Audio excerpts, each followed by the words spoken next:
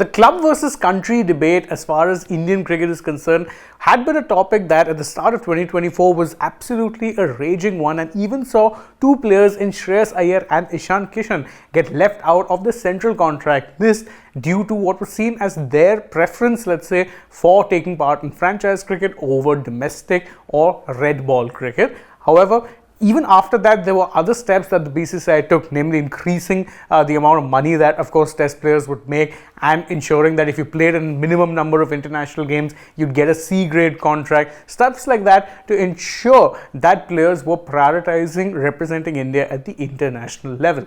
However, there was an argument from many that perhaps the BCCI needed to also do more to ensure that more people were playing the domestic game, because after all, that is in fact the backbone of the Indian cricket system as a whole, and you needed to ensure that more and more players were giving their time to domestic cricket, something that hadn't been happening a lot in recent times. One of the suggestions that was made was to perhaps increase the amount of money that is paid to domestic cricketers, and it does seem like the BCCI is heading towards that direction, because according to credible news reports, you are now getting to see the BCCI mull over, let's say, increasing the amount of money that is paid out, and the amount of it, let's just say, is pretty substantial.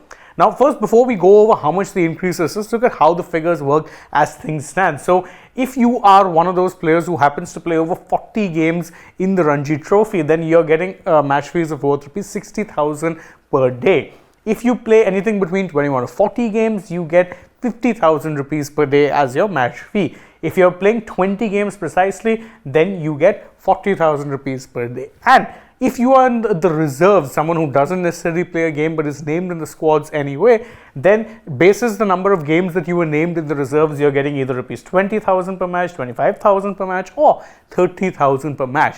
What it means is that if you are one of the players who gets 60,000 a day for playing over 40 games, if you are one of those players who plays in every single group game, including the final, then and only then are you going to be eligible for the highest bracket. And even the highest bracket of money only means you're making about 25 lakhs. Just for context, the IPL lowest base price will be 20 crores for playing about 2 odd months of cricket.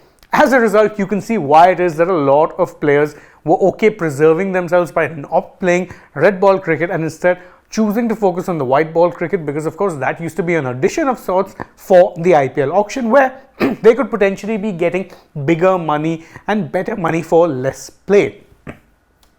However, as things stand, there could very well be an increase, because whilst the amount right now is that the maximum you can earn is about 25 lakhs in a season, the BCCI is reportedly, going it or putting it as high as rupees 1 crore, which means it's a 4-fold rise from where it is that the figure stands currently. That would represent a significant chunk of, let's say, additional earning for a lot of players.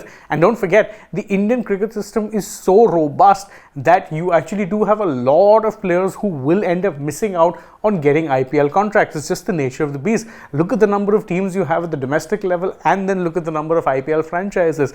The math just doesn't add up. There'll be more cricketers without an IPL central contract than there will be cricketers who do in fact have a contract with any of the franchises. So the solution to ensure that players continue to play domestic cricket potentially seems getting in more money and ensuring that the players are remunerated and financially in a secure place wherein they will feel motivated to keep playing domestic cricket. Because again, you cannot have a good domestic system if your best players are opting out of playing domestic cricket more often than not and prioritizing, let's say if they're not playing for India, they're only prioritizing going IPL to IPL, maybe a few appearances here or there in the Vijay Hazare Trophy or the Syed Mushtaq Ali Trophy. Obviously, those tournaments are also going to be given paramount importance now, because the board wants that players who are either contracted or there and thereabouts, if they are not, let's say, playing for India, then they need to be playing domestic white ball cricket if that's the season. However, one of the better ways to ensure that, let's say, a lot of these players take it up is simple: increase the money. So I, for one, would welcome this step, even though I know the disparity here is still pretty big as far as, say, an IPL contract vis-a-vis the money you'd make playing domestically, but it is very much a step in the right direction and could potentially ensure that you're not letting a lot of that promising talent filter out and move away from playing domestic cricket. But that's just my thought. What do you guys think? You can let us know that in the comments below, and don't forget to like this video, share it with your friends, subscribe to the channel, tap that bell icon, follow us also on social media. We're on Instagram, Twitter and Facebook. Don't forget to download the Sports app, and if you're already on the channel, go ahead, check out some other videos we've posted as well. For now, from my side, it's goodbye.